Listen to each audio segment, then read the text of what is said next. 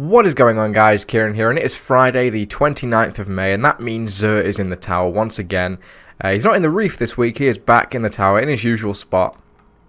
He is just over here near the quartermasters this week, and he actually has a pretty decent stock, I will say. I've already seen it, and I'm pretty impressed with it. So what we have is we have the Crest of Alpha Lupi for the Titan, which actually has a pretty damn decent roll for intellect there. So if you have a Titan and you want an intellect build, I would recommend picking that up because it's actually quite a nice chess piece. It's basically the Light Beyond Nemesis for Titans. You can revive teammates faster, spawn more orbs, carry more ammo for special weapons, and carry more ammo for auto rifles.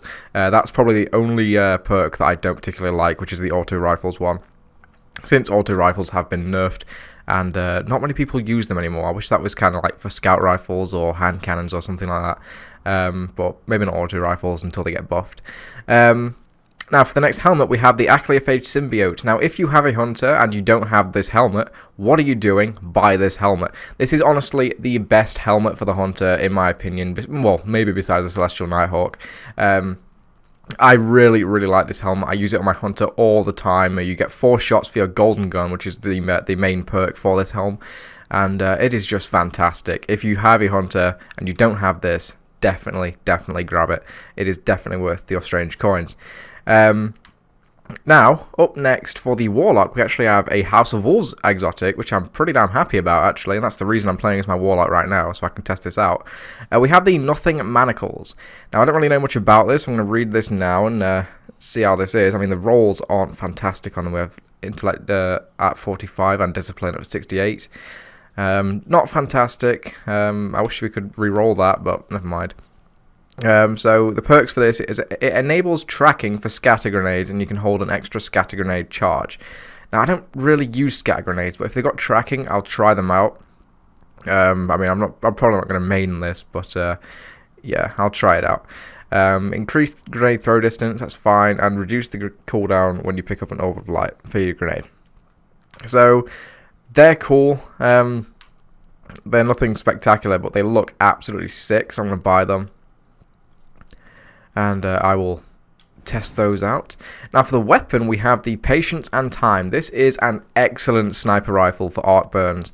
I do recommend picking this up. It's a fantastic sniper rifle. You will not regret spending your strange coins on it. The main perk of it is you can actually go invisible whilst you're aiming down sights, which is very handy for certain encounters.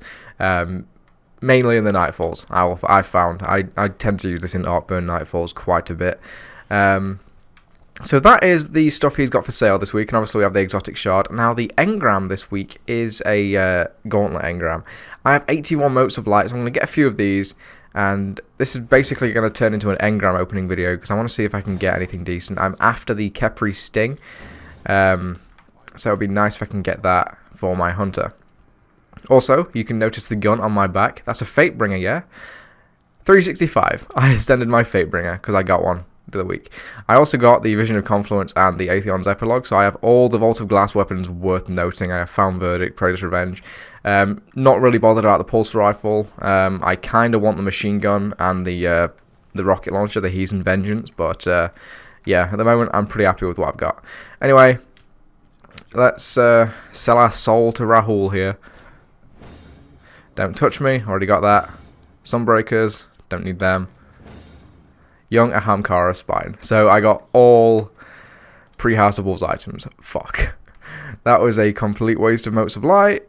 Fucking Rahul. I should have gone to Master Ives. Master Ives doesn't seem to disappoint me as much.